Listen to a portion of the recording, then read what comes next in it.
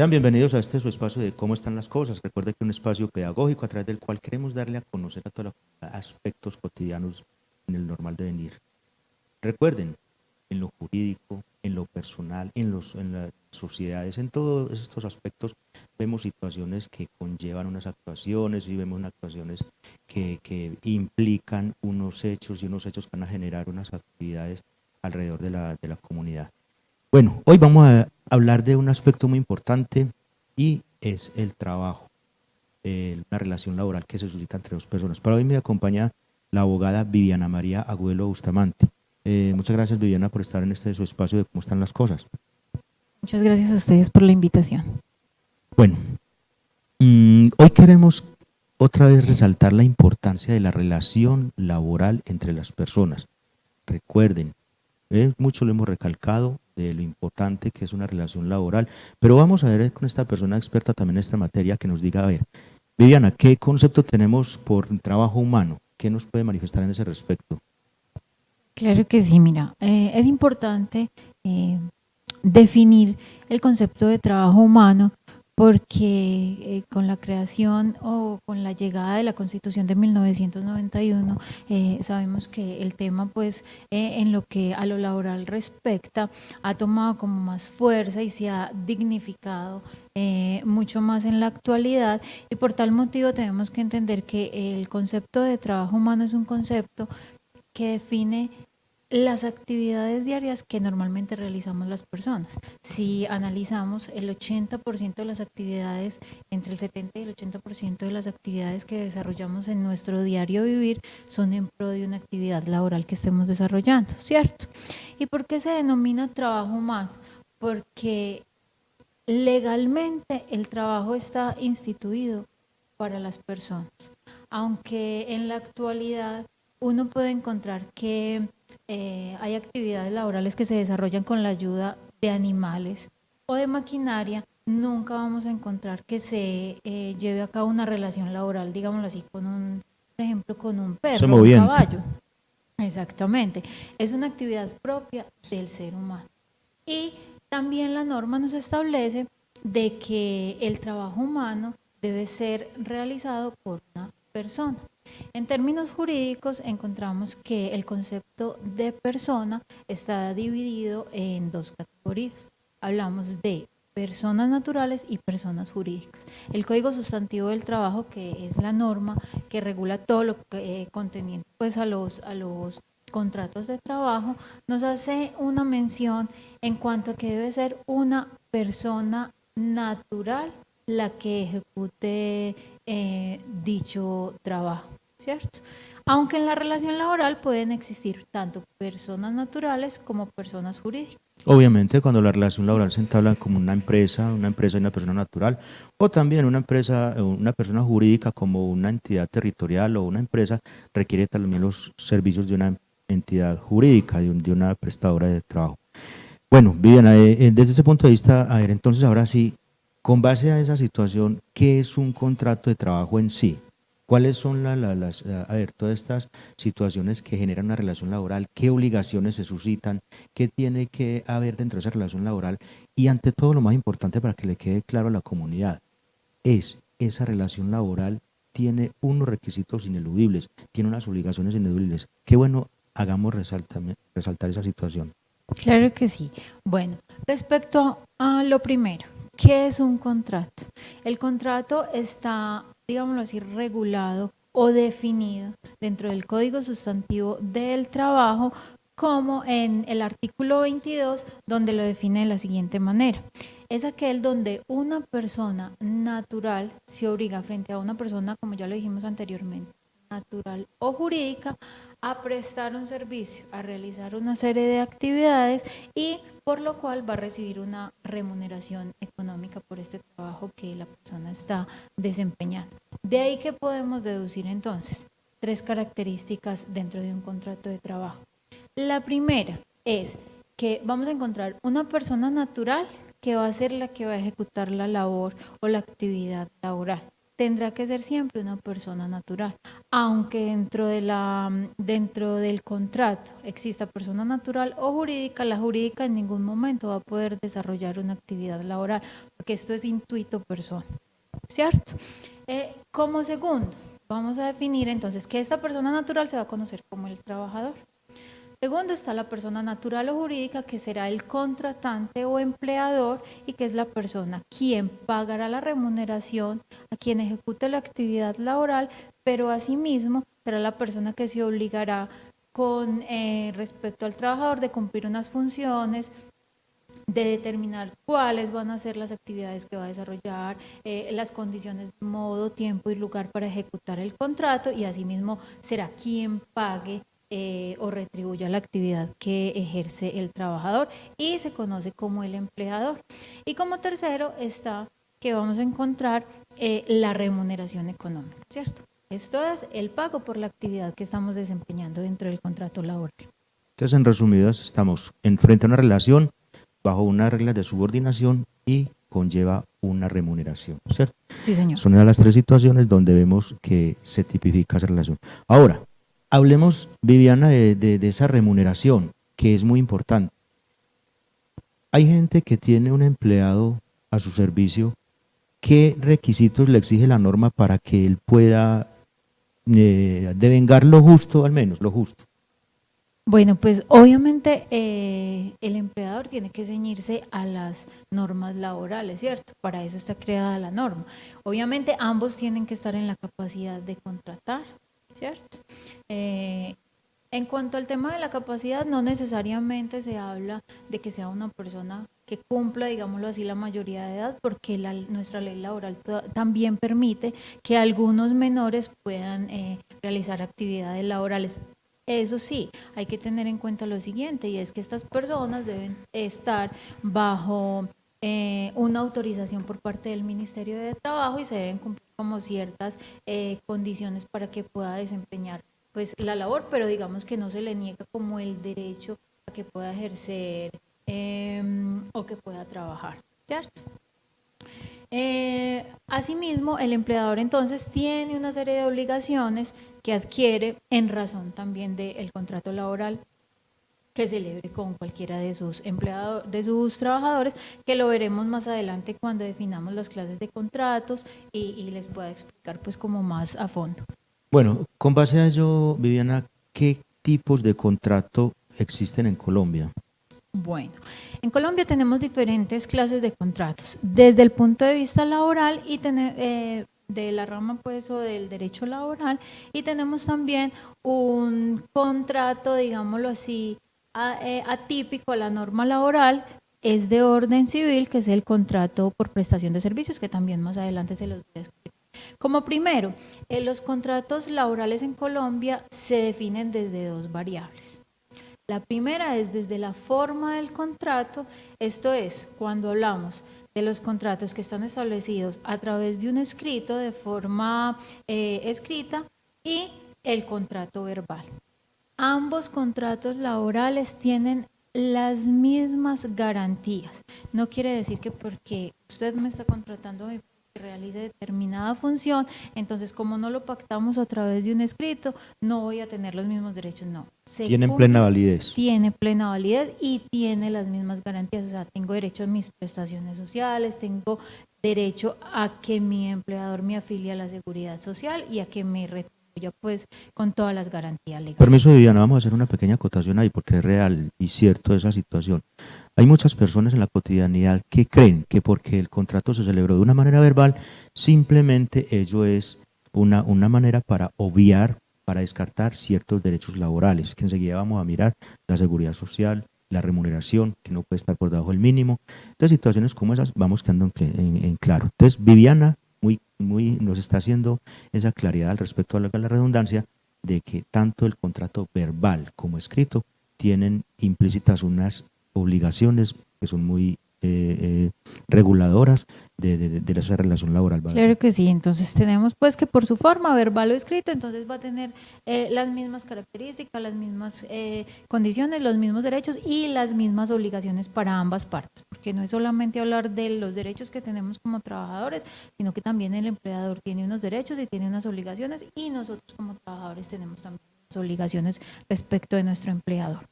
También, entonces tenemos una categoría por su duración, ¿cierto? Respecto de la duración de los contratos, entonces aquí sí encontramos diferentes tipos de contratos. El primero serían los contratos a término fijo. ¿Pero qué son los contratos a término fijo? Son aquellos contratos donde la persona natural se obliga, esta persona jurídica con esta otra persona natural, a prestar un servicio por un término que ya está definido dentro del contrato, ¿cierto? Este término, la norma dice que puede ser de un día hasta 3 años como máximo. Ese es el periodo máximo para la celebración de un contrato a término definido. También, ¿qué dice la norma respecto de estos contratos?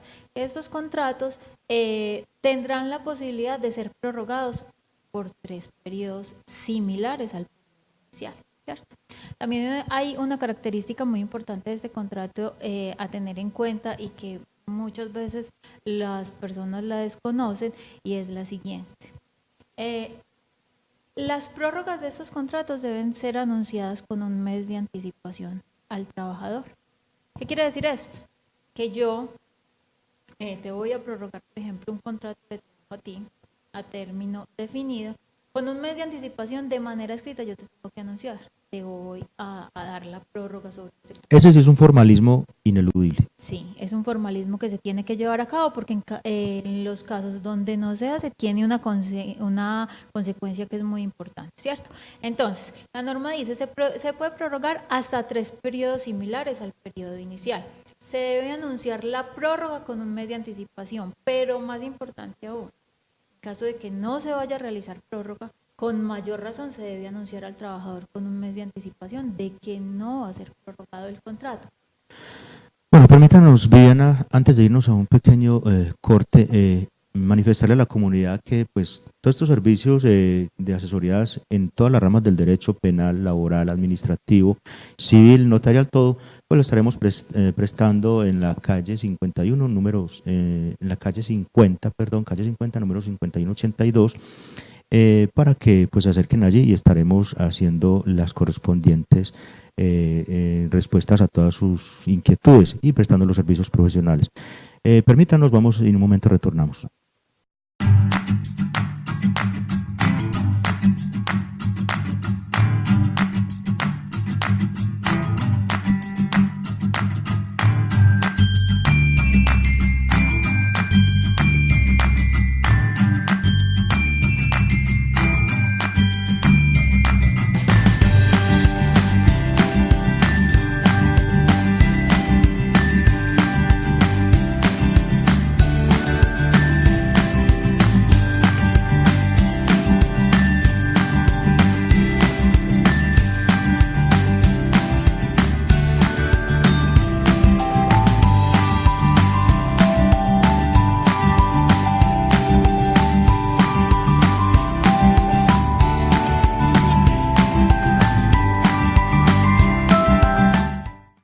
Plus Televisión informa que nuestro número telefónico ha cambiado. Ahora puede comunicarse con nosotros a través del 322-1342. 322-1342.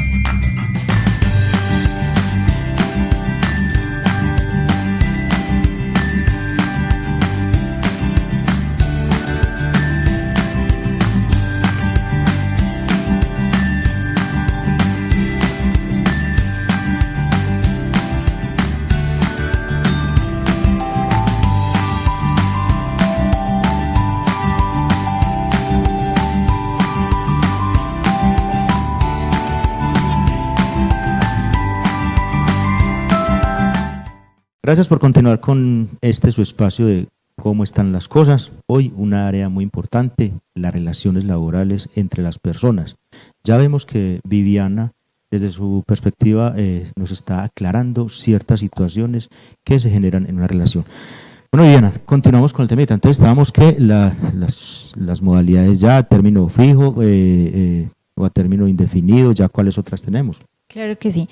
Entonces, como lo acabas de mencionar, continuamos con el contrato a término indefinido. ¿Cuáles son las características básicas de este contrato? Es que desde la iniciación del mismo, pues no vamos a conocer cuál va a ser el periodo durante el cual vamos a estar realizando la función. Por eso se denomina indefinido. Porque lo que va a dar vida a este contrato son las razones por las cuales yo voy a realizar determinada actividad, ¿cierto? Entonces, mientras subsistan esas razones, pues subsistirá el contrato. Una vez finalizadas estas, pues obviamente dará la posibilidad a la terminación. El contrato a término indefinido, pues también como el contrato a término fijo y los contratos que voy a mencionar a continuación, pues tienen los mismos derechos, las mismas garantías sobre prestaciones sociales, sobre el tema de la seguridad social, y las obligaciones pues tanto del empleador como del trabajador. Continuamos entonces también con el otro tipo de contrato, que es el contrato por obra o por labor.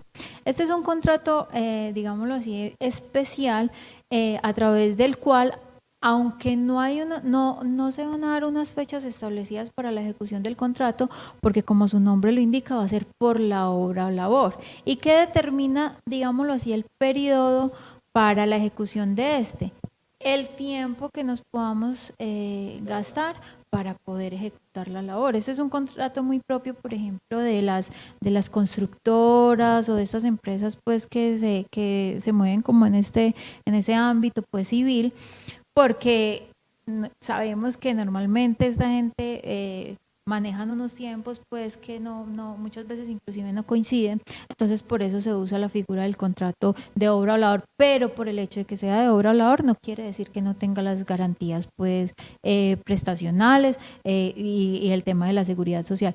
Es un contrato que a veces tiende a confundirse un poco con el contrato de prestación de servicios, pero más adelante veremos pues como las diferencias que hay con y una de las principales es el tema de las prestaciones sociales y de los derechos adquiridos por parte del trabajador dentro de este contrato. Bueno, qué bien. Miren, de todos modos vamos diferenciando toda esta serie de contratos. Algo que sí debe quedar en claro es que todos los contratos, verbales, escritos, definidos, indefinidos, por hora, por prestación de servicios, todos deben estar cubiertos por la seguridad social. Que en los contratos de prestación de servicios una diferencia es que la seguridad social la asume quien presta el servicio, y diferente a los otros que en ellos sí es el contratante el que los está supliendo.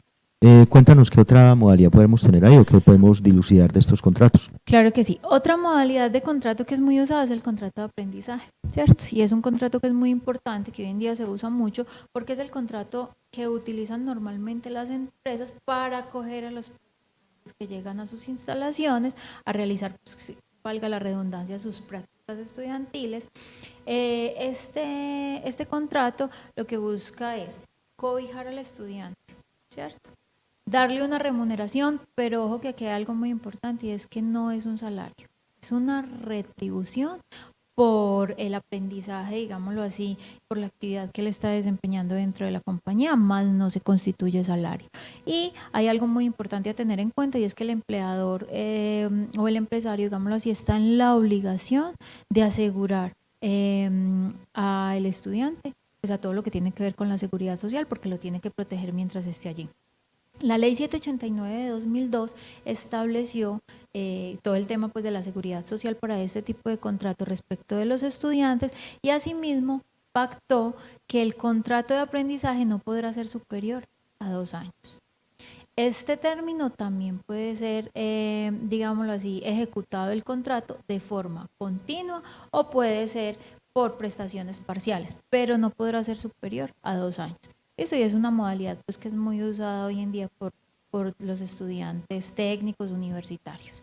Y por último, dejé entonces el contrato de prestación de servicios. Como lo mencionaste anteriormente, el contrato de prestación de servicios, aunque es un tipo de contratación, digámoslo entre comillas, para desempeñar una labor, no está regido por la ley laboral. El Código Sustantivo de Trabajo no trae regulación respecto a este contrato. ¿Por qué? Porque lo que se hace es como vender un servicio y por lo tanto este contrato está regulado por la norma civil.